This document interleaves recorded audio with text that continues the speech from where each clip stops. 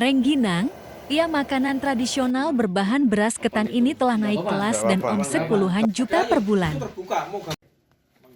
Inilah suasana rumah milik Yuda Anugrah yang beralamat di Mojosongo Japres, Kota Solo. Yuda memanfaatkan sebagian rumahnya menjadi rumah produksi makanan tradisional Rengginang. Usaha yang dirintis mulai tahun 2007 ini beromset puluhan juta per bulan. Ya, Rengginang sendiri merupakan makanan tradisional khas Indonesia yang terbuat dari beras ketan yang sudah diberi bumbu bawang putih.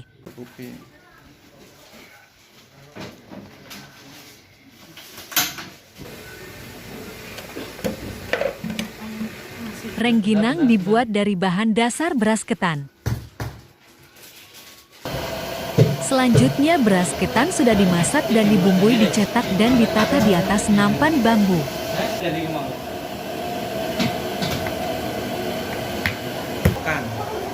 Setelah itu rengginang dimasukkan ke oven dengan suhu tinggi.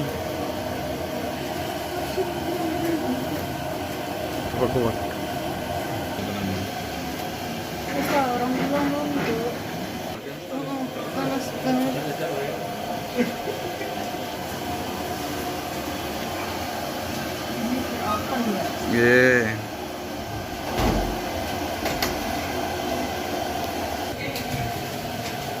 Setelah kering, rengginang dapat digoreng maupun dikemas secara mentah. Cara menggoreng harus hati-hati dan memperhatikan tingkat panas minyak.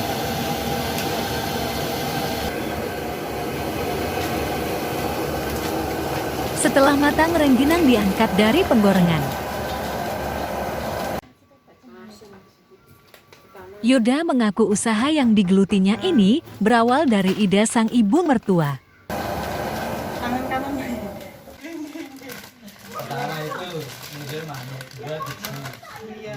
Itu sebenarnya juga tidak berencana untuk usaha rengginang, karena itu faktor ketika kami berumah tangga punya rumah baru di sini itu masih pekerja semua. Nah, karena memutuskan untuk usaha di rumah lah, itu ibu mertua yang punya ide. Lah apa daripada ndak ngapa-ngapain, apa bikin rengginang aja, nawarin gitu. Nah, caranya gimana ya? Ya udah, istri saya diajarin. Jadi pertama itu istri saya dulu ngajarin istri saya masih kerja, terus kemudian saya lihat kok kerjanya kok capek gitu kan. Itu awalnya. Hanya melihat karena dari saya berangkat kerja pulang agak sore itu masih nguplek rengginang terus. Nah, akhirnya saya terus gini aja, besok saya carikan pegawai. Tapi saya diajarin dulu, saya bilang gitu. Nah, akhirnya saya diajarin, terus kemudian saya yang ngajarin pegawai. Berkembang, jadi 2007 langsung saya putuskan 2008 cari pegawai 1, terus nambah 1 sampai sekarang 5. Lagi saya pengen naik kelas, UKM naik kelas, itu pas ada penawaran. Jadi dia menawarkan dan kemudian saya memang pengen mengupgrade kemasan. Tahun berapa itu, Pak? Ya 2019 itu. Dia datang, kemudian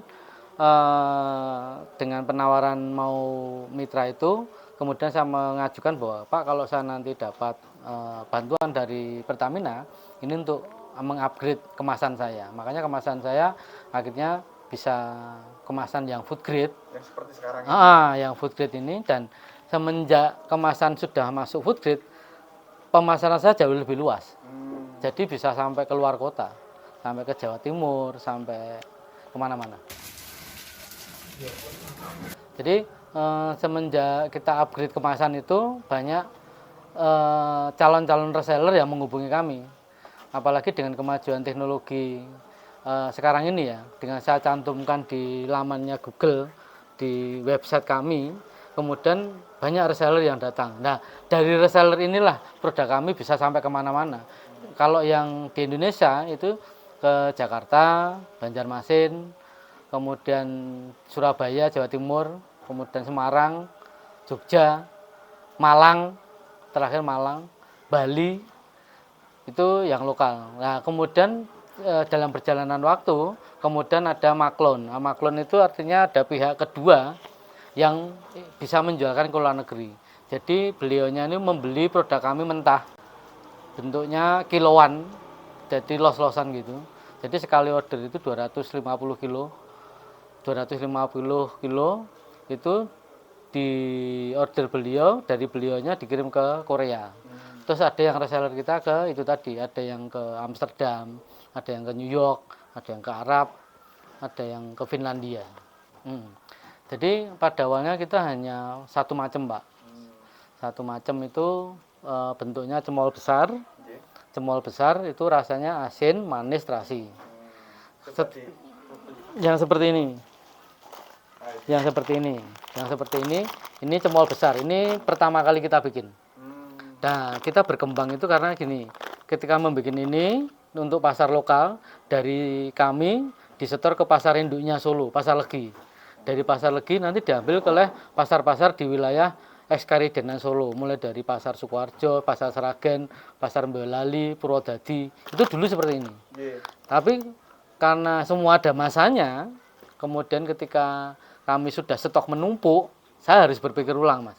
Wah, ini kok stoknya menumpuk ini, kok enggak keluar-keluar. Akhirnya saya memunculkan untuk produk mateng pada waktu itu.